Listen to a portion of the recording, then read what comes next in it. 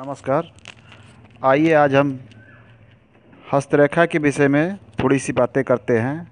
सरकारी नौकरी आजकल के भागदौड़ में सब कोई अपनी लाइफ को सिक्योर करना चाहता है। वो निश्चिंत होना चाहता है, सरकारी नौकरी पाना चाहता है।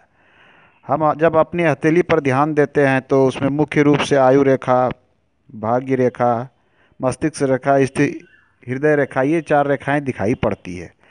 इन्हीं रेखाओं से हम ये निरूपित करते हैं क्या हमको सरकारी नौकरी मिलेगी या हमें नहीं मिलेगी। इसी से हम जानते हैं।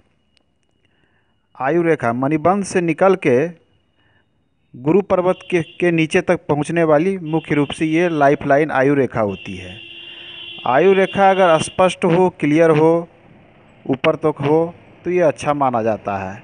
इस आयु रेखा से अगर कोई रेखा निकलकर शनि पर्वत पे चली जाती है बिल्कुल स्पष्ट और साफ, तो ये भाग्य रेखा कहलाती है। अगर ये साफ है और क्लियर है और सब चीज़ों को देखना पड़ता है साथ में, तो आपको सरकारी नौकरी मिल सकती है। लेकिन सरकारी के लिए सूर्य सबसे ज़्यादा ज़रूरी है। सूर्य की कृपा अगर हुई तो आपको गवर्नमेंट क्षेत्र में फ़ायदा होगा, ऐसा कहा जाता है। सरकारी नौकरी मिल सकती है अगर सूर्य रेखा आपके हाथ में स्पष्ट है और सूर्य रेखा आपके लाइफ लाइन से निकल रही है, वो स्पष्ट होकर सूर्य पर्वत पे चली गई है, तो ये मानिए कि आप एक अच्छे पद पे पहुंचिएगा। आपको सरकारी नौकरी से काफ़ी पैसा आएगा, आप ये काफ़ी मान प्रतिष्ठा होगी समाज में, आप इज्जत के साथ रहिएगा।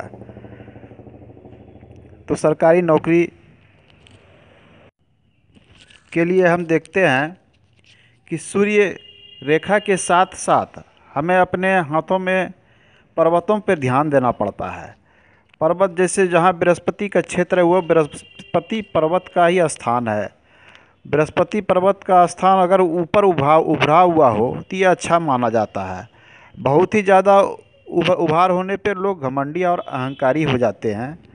तो हमें सेवा के लिए ये देखना पड़ता है कि हमारे पर्वतों की स्थिति कैसी है, सूर्य पर्वत की स्थिति कैसी, कहीं ये दबी हुई तो नहीं है। दबी हुई रहने से थोड़ी निगेटिव हो जाती है। अगर पर्वत का उभार अच्छा है, मतलब हथेली के अगर समतल देखा जाए तो आपको ये नज़र आएगा कि ये पर्वत यहाँ पर का भाग थोड़ा सा मांसल है या उठा हुआ है, ऊपर है, तो वो माना जाता है कि ये पर्वत अच्छा है। अगर आपका सूर्य पर्वत अच्छा है और सूर्य रेखा स्पष्ट है तो ये तय है कि आपको गवर्नमेंट सेक्टर में सफलता मिलेगी ही मिलेगी।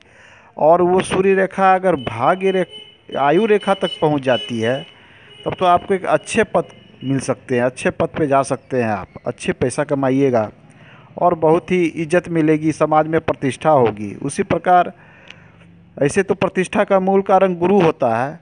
गुरु पर्वत मुख्य रूप से देखा जाता है पद और प्रतिष्ठा के लिए, तो गुरु पर्वत और सूर्य पर्वत ये 2 अच्छा होना चाहिए। साथ में अगर जनरली सभी लोगों का भाग्य रेखा शनि के आसपास जाके ख़त्म होती है, मगर वो कटी छटी उस पर छोटे छोटे द्वीप बने रहते हैं, वो आपके भाग्य को बांटती है या काट देती है। अगर शनि पर स्पष्ट भाग्य रेखा पहुंचती है तो भी आपके सरकारी नौकरी में बहुत ज़्यादा सपोर्ट मिलेगा कि आपको गवर्नमेंट क्षेत्र में सर्विस मिल सकती है।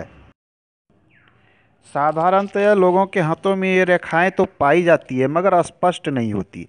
अगर लकीर स्पष्ट भी होती है तो कोई न कोई लकीर उसको काट देती है, बस यहीं से डिस्टरबेंस शुरू हो जाती है। अगर आपको कोई लकीर काटती है तो फिर वो आपको एक बाधा बन जाती है। आपके हाथ में स्पष्ट रेखा होना ज़रूरी है आपके हाथ से, तो ही इसका निरूपित किया जा सकता है कि आपको सरकारी नौकरी मिल रही है या मिलने की संभावना है। विशेष जानकारी के लिए तो लोग कुंडली देखते हैं, कुंडली देख कर के ही स्पष्ट किया जा सकता है कि आपको गवर्नमेंट सेक्टर में नौकरी मिलेगी, किस क्षेत्र में मिलेगी, किस क्षेत्र में जाइएगा, प्रशासनिक में जाइएगा या किसी अन्य क्षेत्र में जाइएगा, तो उसके लिए अन्य चीज़ों को भी देखना पड़ता है। सरकारी नौकरी की विश्लेषण के लिए हम अगले भाग में आप लोगों से विशेष बात करेंगे।